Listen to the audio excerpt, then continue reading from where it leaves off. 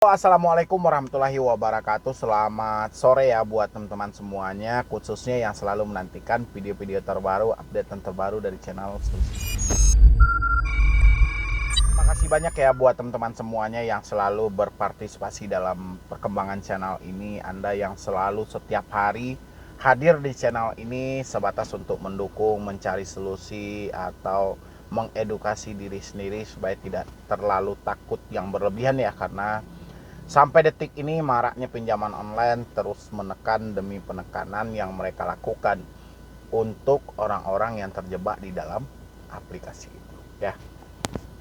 Hari ini saya mau bahas tentang presiden yang menyinggung soal skema Ponzi ya, skema Ponzi atau biasa kita sebut money game ya. Memang money game sendiri sudah sangat sering ya kita jumpai, mulai dari orang-orang yang ini biasanya kaum-kaum rebahan, kaum-kaum yang ingin sukses dengan cara instan ya gitu ya, atau Anda yang selalu melihat beberapa postingan orang-orang kaya yang ingin terkenal banget dan selalu pamer harta, pamer uang, pamer mobil, padahal hasilnya bullshit semuanya gitu loh ya.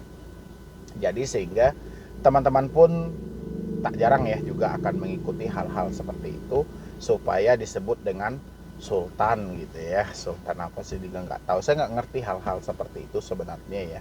Saya itu cuman tahu kita bekerja, kumpulkan uang, nanti pelan-pelan kita akan hidup yang nggak kekurangan. Itu yang saya tahu ya. Atau Anda menjadi seorang pengusaha dengan perkembangan bisnis, dengan modal yang jelas, habis itu Anda mendapatkan untungnya, dan itulah rezeki Anda. Itu yang saya pahami. Mungkin kalau Anda membilangin saya gagal teknologi juga nggak ada masalah. Yang penting kalau saya pribadi mencari nafkah itu wajib. Menjadi sukses itu adalah salah satu keinginan semua orang. Tapi proses untuk sukses itu jauh lebih penting ya, karena kita akan belajar dari tahap demi tahap pengalaman kita untuk masa depan. Bukan masalah kita cari mana nih aplikasi-aplikasi penghasil uang, ikut trading ini, trading itu, investasi sini, investasi situ. Yang jelas kalau Anda nggak berusaha mustahil gitu ya. Memang kalau kata orang-orang, sebagian ada yang saya pernah lihat juga ya, ya memang berusaha juga, kita kan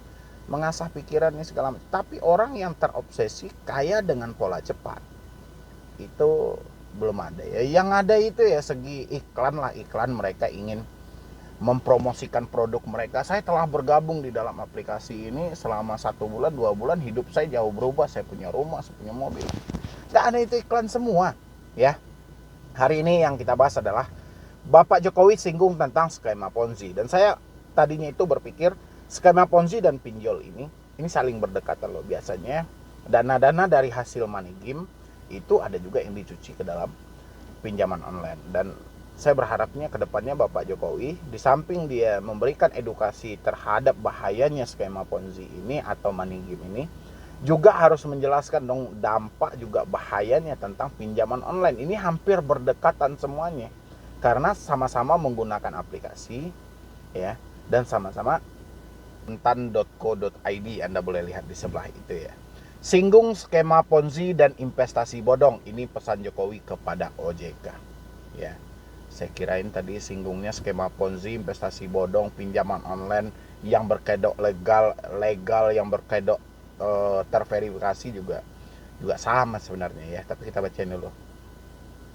Kontan.co.id, Jakarta. Presiden Joko Widodo mengatakan di era pandemi COVID-19, sektor jasa keuangan memiliki peranan besar dalam mendukung upaya pemulihan ekonomi nasional. Oke. Presiden menjelaskan bahwa pandemi yang berkepanjangan telah menimbulkan luka dalam bagi sektor-sektor tertentu. Di saat yang sama telah terjadi disrupsi rantai pasok global yang memicu peningkatan harga komoditas dunia yang menimbulkan inflasi global yang makin tidak menentu ya. Pastilah ya, karena memang orang sibuk dalam COVID, vaksin ya. Orang sibuk dengan hal itu, banyaknya di WFH ya, mungkin drop ya. Terkait hal itu, Jokowi memandang perlunya penerapan strategi penanganan yang lebih spesifik dan efektif serta penuh kehati-hatian agar tidak mengganggu upaya-upaya pemulihan yang sedang dilakukan.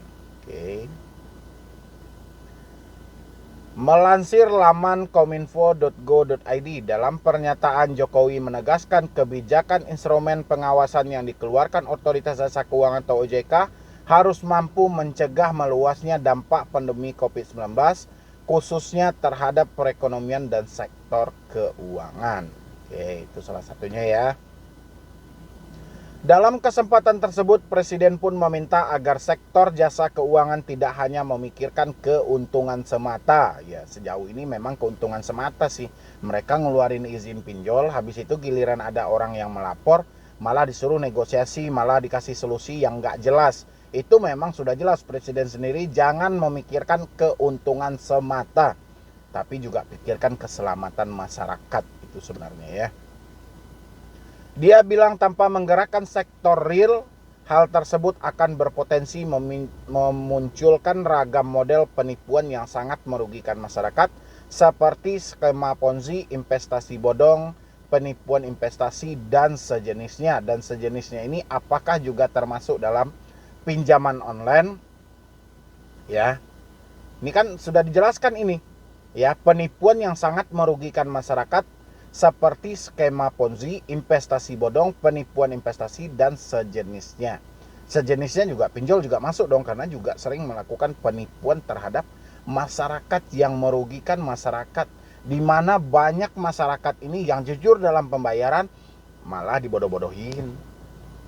Ya, ada yang agak telat dalam pembayar malah dicaci maki, data disebar entah kemana-mana. Giliran masyarakat melapor ke OJK, OJK sibuk dengan urusan mereka. OJK cuman membuat tag balasan otomatis yang balasannya semuanya sama walaupun permasalahan yang ditanyakan berbeda-beda ya.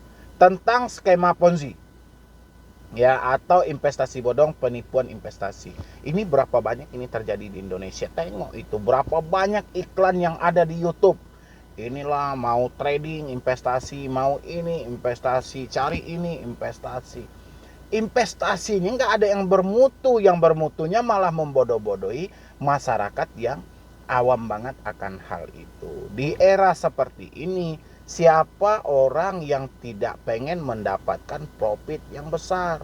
Siapa orang yang nggak ingin mendapatkan uang?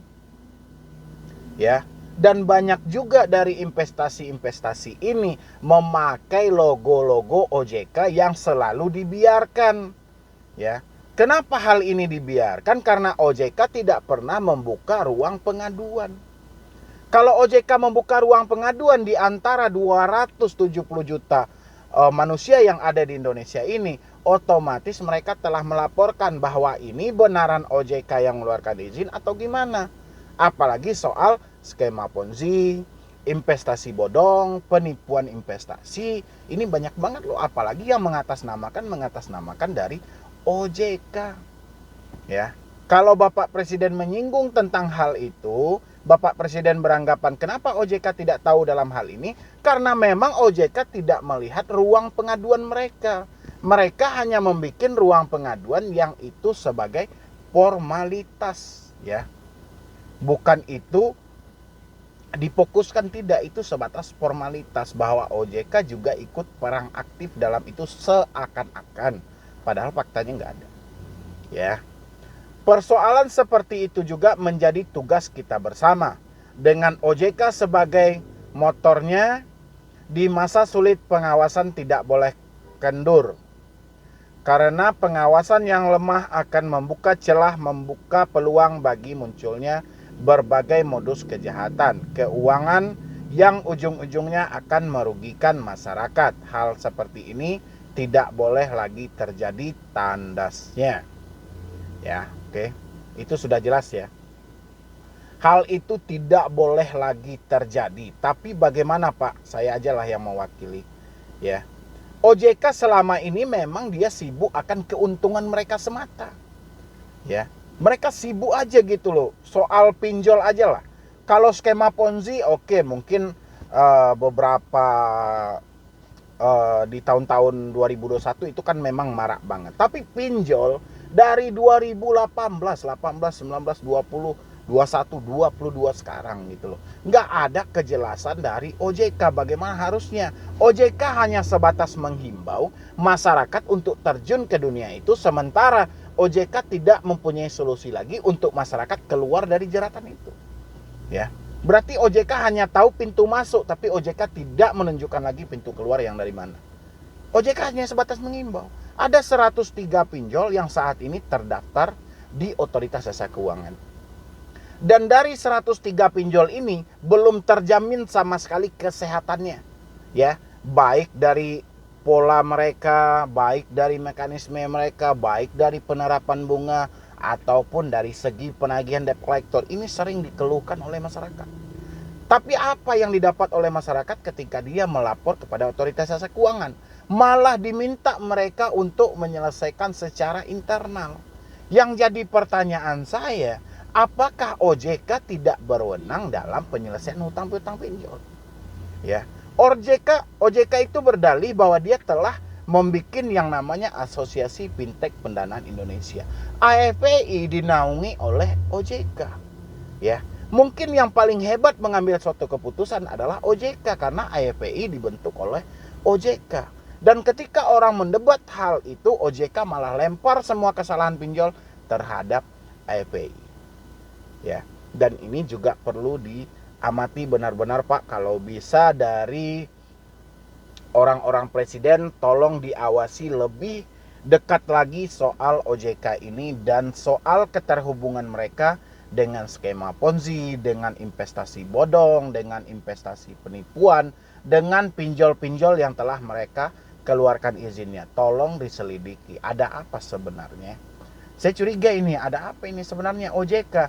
Sebegitu banyaknya masyarakat menangis, tapi seakan-akan OJK melihat itu, sudah hal biasa, sudah lumrah. Seakan-akan seperti itu, OJK tidak mencarikan solusi yang terbaik untuk mereka. Saya berharap dari Bapak Presiden, tolong ini dikawal benar-benar soal skema Ponzi, investasi bodong, dan investasi penipuan dan pinjaman online. Tolong disuruh staf-stafnya untuk mengawal OJK sampai ini benar-benar lurus, karena masyarakat di lapangan mengeluh dan menangis seakan-akan OJK kehilangan fungsi ketika menghadapi beberapa hal yang disampaikan tadi.